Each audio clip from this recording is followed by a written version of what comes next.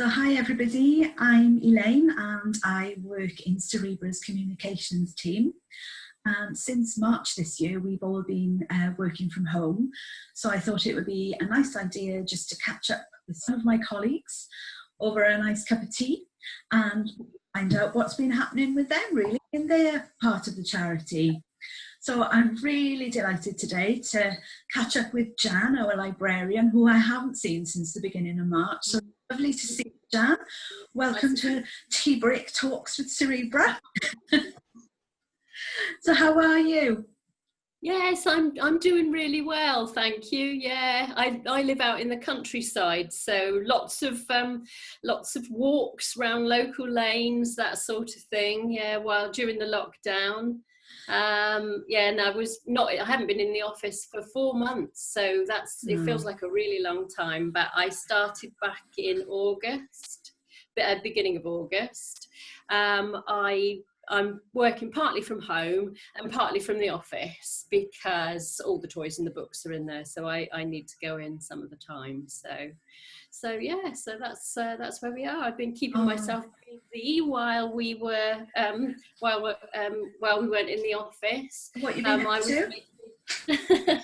I was making face coverings and taking them to our local shop. It's a small village I live in, and there's a small shop that comes 2 days a week, 2 mornings a week. So I made some face masks or face coverings and took them over there, and all the locals were, because there's a lot of older people here. Yeah.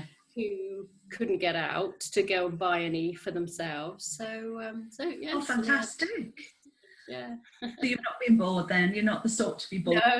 No, haven't been bored.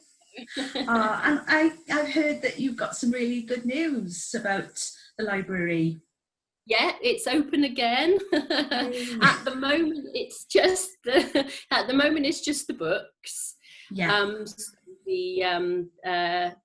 The library lists of what we've got are there on the website, and you can join the library. There's a form to give us your details to join the library. Yeah, so that's all sort of getting going, and that's brilliant. Brilliant. Yeah, the e-library borrow box that just carried on running the whole time because nothing, okay. There's no physical things going in and out of the office, so we were able to keep that going. Cool. And so for people who've never used our book library before, or who've never come across it, what sort of books have we got that people can borrow? Yeah, well, it's things around neurological conditions that children can be diagnosed with. We've got lots of things on autism, Asperger's, because quite a lot of people that contact us, that is what their children have. But there's sort of everything really, sort of specialist books and books that have been written for parents with children with conditions. We've got over 900 items altogether. Yeah, so it's quite a very very wide ranging the coverage that we've got. So it's books for mums and dads, and things for teachers as well, that help explain conditions that children may have. And then there's books for the children as well, like in different age bands, if they want some more information about the condition that they've got. So that's good. So it explains it in a way that they can. Yes, that's it. It explains it in a way that's easy to understand for children, and like I say, there's different books for different age groups. So. Okay. Do we do storybooks as well? So picture books, children's storybooks? We've got a few storybooks in the library. They tend to be stories where the main characters have got a disability, so that children can identify with them. But as well as that, we have got in our in our e-library, the Borrow Box, we've got quite a few classic children's books in there on e-audiobook. So if children find it hard to sort of sit and concentrate and read, and they would rather, they find it easier to listen to a story instead, there's quite a few e-audio books, children's books. So, that's great. So the library is completely free for people to use, isn't it? It is, yes. Yeah, you can borrow 2 books at a time, 28 days at a time. We send them out in the post with a free post label, and then all you do is keep the packaging it came in, stick the free post label on the front of the envelope when you send it back, and then we pay for the carriage at this end then. So it's all free of charge.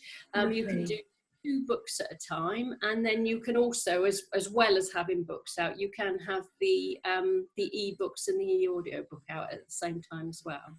Okay, so if people want to have a look at what titles we've got, they're all on the site, aren't they? Yeah, we've got 2 different catalogues. We've got one that's adult books, and they're all divided up into different conditions. So there's a big section on autism. For example, we've got one section where it explains what it's like when you first got a diagnosis, to explain what autism is. And then we've got a second section on living with autism. So, you know, if you already know your child's got a condition and you want some ideas of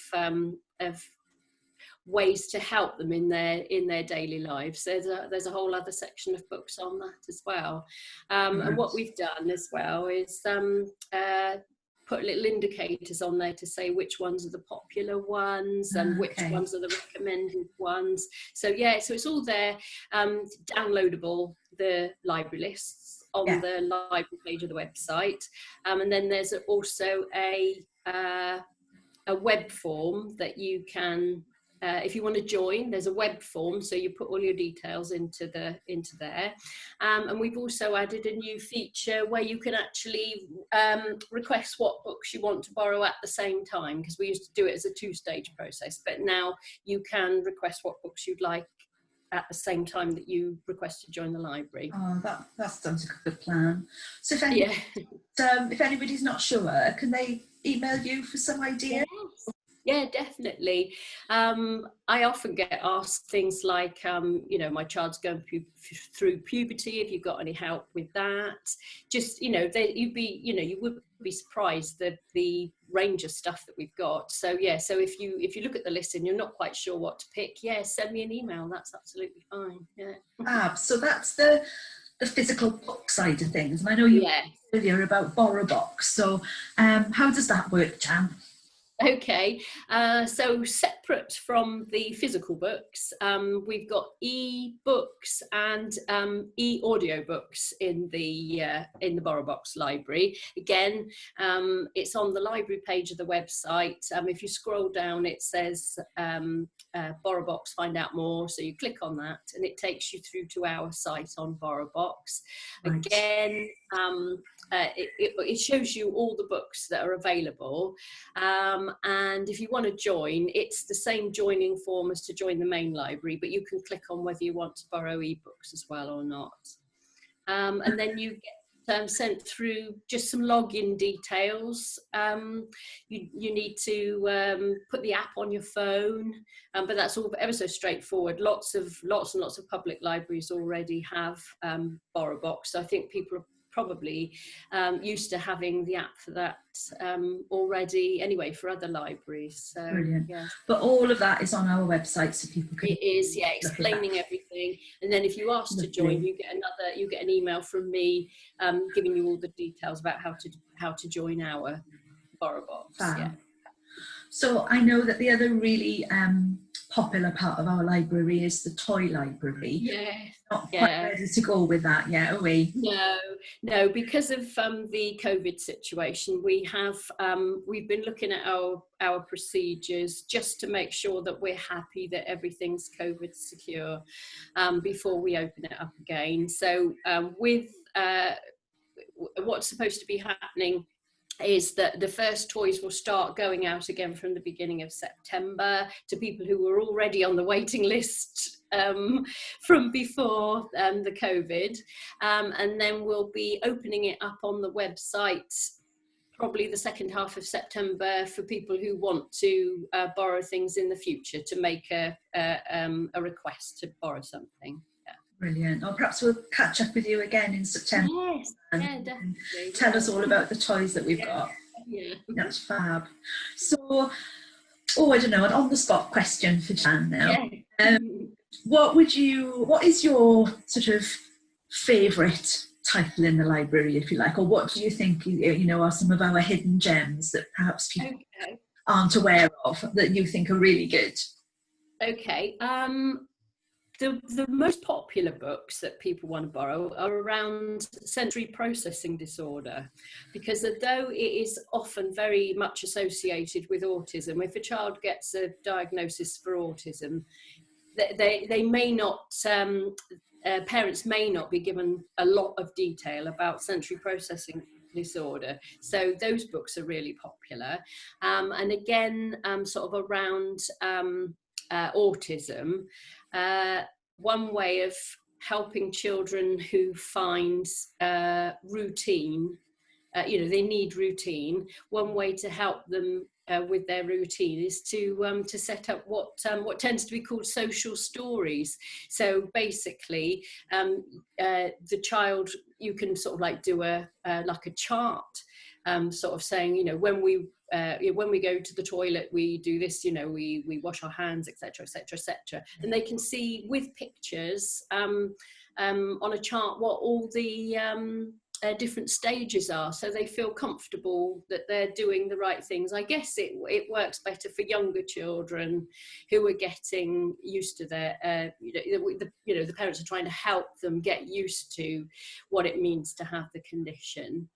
Yes. So I think they're a really good idea, and people always, you can make up a social story for whatever your particular situation is. You don't have to stick to certain things or think, that doesn't fit with me or something. It's you can make up your own that fits with your situation. Make it suit you. Yeah. Oh, that's great. Thank you, Jan. Okay. So I gather you're on leave next week. I am. Yes. I'm camping in North Wales. I'm a little bit worried. You'll be fine. Hopefully the weather will come back a bit. Yeah, that's it. Yeah, we've bought an extra tarpaulin to go over our tent, so cook under the tarpaulin. That's the plan. And have you got any books to take with you? Are you reading anything at the minute? Oh, that's the point, actually. When I go away, I tend to take things like, like plant identification books and bird books and things like that. Maybe as I might be spending a while in a wet tent, maybe I ought to take a novel or something as well.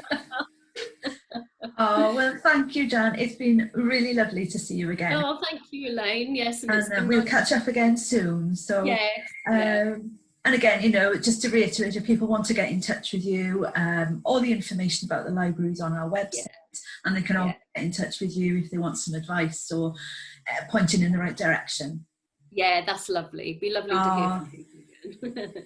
Thank you. Okay, thank you.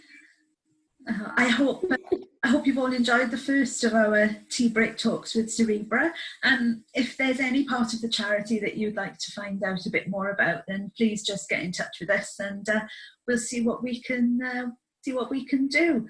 So in the meantime, I'll see you next time, but in the meantime, cheers, Jan. Cheers.